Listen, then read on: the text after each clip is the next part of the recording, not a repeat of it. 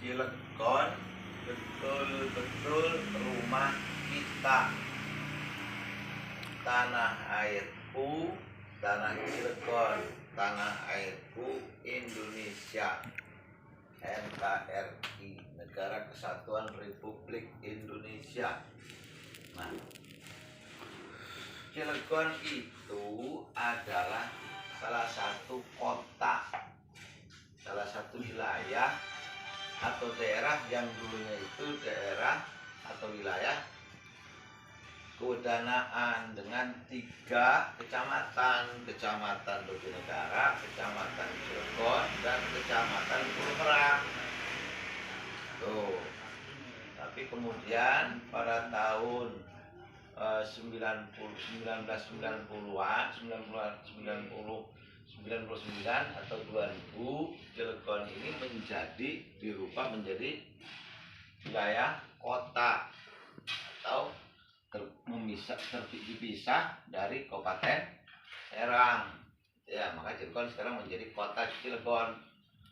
Nah, sejarahnya begini, Cilegon itu dibentuk pertama dengan alam ya, itu dengan Gunung Krakatau atau Pegunungan Krakatau. Itu sekitar tahun 0 tahun sampai tahun 1888. Kenapa demikian? Karena pada tahun 0 tahun sampai 1888 itu sejarah Cilegon itu adalah pada masa pegunungan dan masa purba. Ya, masa purba. Masa orang-orang purba, masa orang-orang dulu. Nah, ketika Krakatau meletus 416, 1660 dan seterusnya, dan terakhir letusan yang dianggap besar itu adalah 1883 mulai dari 416, dan yang terakhir letusan terbesar itu 1883. Inilah yang membuat terbentuknya wilayah atau daerah Cilegon. Jadi Cilegon ini aja ada di ujung kota. Nah, terbentuknya Cilegon itu dibesarkan pula oleh apa? Oleh peristiwa bersejarah, hubungan antar manusia. Sebab Cilegon itu juga salah satu daerah yang kebetulan didatangi oleh bangsa-bangsa Eropa. Sengaja atau tidak sengaja mereka pernah bersandar di daerah Cilegon, sehingga dikenalkan Cilegon ke dunia internasional, ke berbagai macam negara, baik Eropa, Amerika dan sebagainya, itu Asia khususnya, sehingga mengenallah Cilegon dengan posisinya berada di antara Selat Sunda, berdekatan dengan Selat Sunda atau berbatasan dengan Selat Sunda. Selat Sunda sendiri itu merupakan area transportasi laut antar benua, antar lautan, gitu ya, antar benua, antar negara-negara Eropa dan negara-negara Asia. Itu konon katanya melalui Selat Sunda, di mana Cilegon itu ada di sekitar itu, berdekatan dengan dengan Selat Sunda itu. Nah, pada peristiwa-peristiwa itu atau bangsa Eropa yang datang dan bangsa Asia yang datang ke Cilegon itu menimbulkan satu permasalahan antara pendatang dengan pribumi. Adanya tekanan dari pihak pendatang atau asing yang mengakibatkan pada tahun 1888 itu terjadi perlawanan pribumi atau orang Cilegon yang dipimpin oleh para kaum priayi atau para kiai, para ustadz, para nelayan, petani itu bergabung untuk melawan. Bukan memberontak, melawan ketidakkesenangan yang dilakukan oleh pihak penjajah Belanda. Itu terjadi pada tahun 1888. Itu terjadi itu ya. Di kedua belah pihak tentunya ada yang meninggal dan ada yang tidak meninggal. Ada yang ditangkap, ada yang terbunuh dan dibunuh. Itu beberapa pemimpin yang ditangkap oleh Belanda itu antara lain adalah banyak, antara lain yang dibuang ke Manado, dibuang ke Ambon, dibuang ke daerah Sulawesi, di daerah Sumatera dan daerah-daerah lainnya. Itu kurang lebih sekitar 94 tokoh yang ditangkap dan dibuang itu. Bahkan ada yang mengatakan itu dibuang di seluruh wilayah provinsi, ya, wilayah provinsi ada di Republik ini. Itu pada tahun 1888 kejadian itu. Sementara pada tahun 1883 dan tahun-tahun sebelumnya ketika Krakatau meletus itu juga orang Cilegon ada yang terbawa keluar itu. Mungkin ada ke bawah ke Sumatera, ke Sulawesi, ke Kalimantan, ke Ambon, ke Irian dan lain sebagainya. Itu ya. Nah ini sehingga mereka menetap di sana, kemudian menikah dengan orang penduduk setempat, kemudian beranak pinak, berkembang menjadi masyarakat daerah-daerah yang kebetulan orang-orang Cilegon tinggal di sana atau tinggal baik karena akibat daripada tsunami atau akibat perlawanan Belanda yang dibuang tadi itu.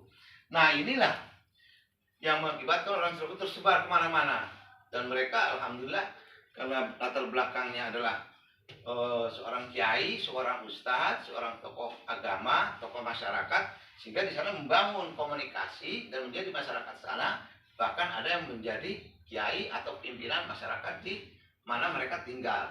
Nah, pada tahun 1945 setelah Indonesia merdeka, ya, 1945 setelah Indonesia merdeka, sebelum merdeka itu agresi Belanda. Terjadi agresi Belanda pada tahun 1948.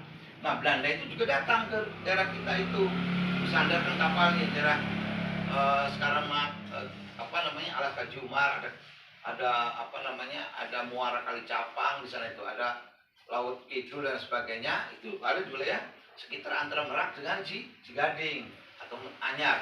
Nah, ini banyak yang bersandar di sana ini. Kapal-kapal dagang dan kapal-kapal Belanda dan Jepang waktu itu. Nah, kita tahu bahwa sebelum kemerdekaan, tepatnya pada tanggal 28 Oktober 1928, itu terjadi Sumpah Pemuda. Nah, Sumpah Pemuda ini karena berlatar belakangnya banyak yang dari satu daerah, mereka merasa terpanggil tuh bahwa di daerah Pulau Jawa, khususnya di daerah Banten, Cirebon, sedang terjadi huru-hara. Maka ada informasi, ada keinginan dari pemuda-pemuda itu, daripada mahasiswa, tokoh pemuda, ingin membuat satu kesepakatan bersama atau ikrar bersama. Nah, dari sanalah kemudian barangkali dibarengi dengan rasa rindu untuk kembali ke kampungnya masing-masing, kampung halamannya, ingin bertemu dengan sanak saudaranya. Mereka kebetulan punya kemampuan, kelebihan pengetahuan dan komunikasi, sehingga mereka itu diutuslah datang ke Jakarta untuk datang ke Pulau Jawa untuk melakukan Sumpah Pemuda. Nah, Sumpah Pemuda itu tidak menutup kemungkinan perwakilannya adalah anak keturunan dari masyarakat Cilegon atau Pulau Jawa yang kebetulan terdampak daripada meletusnya Krakatau, terbawa arus, dan atau terdampak dari geger Cilegon yang dibuang ke berbagai macam daerah. Karena perang geger Cilegon itu bukan hanya orang Cilegon yang ikut bertempur, ada orang bahkan ada orang Palembang, ada orang Cilegon sendiri, ada dari Kabupaten Serang, ada dari Pandeglang, ada dari daerah mana-mana saja ikut membantu pertempuran ketika terjadi geger Cilegon tersebut 1888 itu. Nah, ya. Pada tahun 1956, karena Cilegon sudah dikenal di mana-mana, dan kita tahu bahwa Belanda itu adalah salah satu sekutu dari Amerika. Jadi ketika Presiden Republik Indonesia itu Soekarno dengan beberapa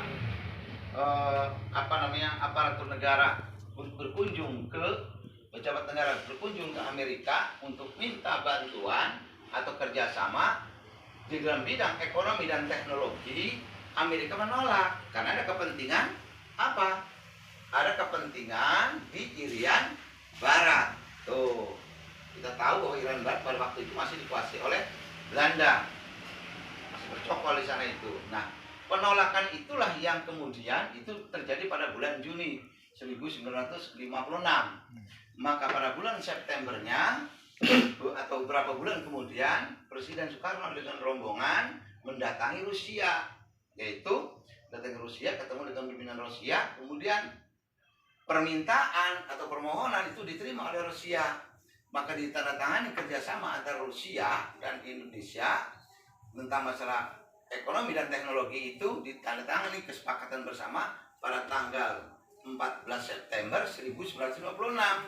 Nah, sejak itulah kerjasama ini yang kemudian berkembang mengembangkan tentang pembangunan pabrik baja di Cilegon. Pada saat itu namanya Trikora.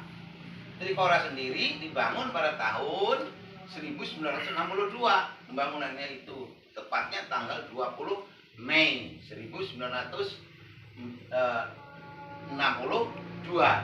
Nah, dibangun, terus dibangun. Kebetulan karena pada tahun 1965 sampai 67 terjadi huru-hara atau Gestapo, maka dihentikan. Baru setelah pergantian pimpinan dari Soekarno ke Soeharto, dikeluarkanlah pada tahun 70, tepatnya tanggal 31 Agustus 1970, dikeluarkan PP 35 menyertakan modal negara, artinya nasionalisasi yang tadi kerjasama dengan Rusia itu. Kemudian dirubah namanya menjadi PT Krakatau Steel. Jadi dari peristiwa alam, peristiwa pertempuran perlawanan, peristiwa kesepakatan antar negara, terbangunlah kota industri. Dari kota industri tersebut adalah perubahan dari struktur alam pertanian atau agraris dan maritim.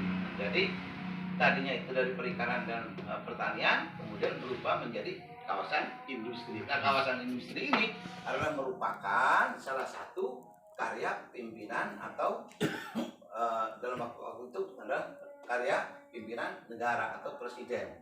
Nah, inilah yang harus dipertahankan, harus harus bersama-sama diperhatikan bahwa perubahan-perubahan tersebut tidak boleh meninggalkan kearifan lokal. Apa kearifan lokalnya? Adalah terkait dengan masalah peradaban, kebudayaan, dan sumber pendapatan masyarakat lokal Cilegon. Nah, ini penting nih, harus terus dikomunikasikan, jadi coba beritahukan. Nah, ini pentingnya kita memahami sejarah. Terima kasih.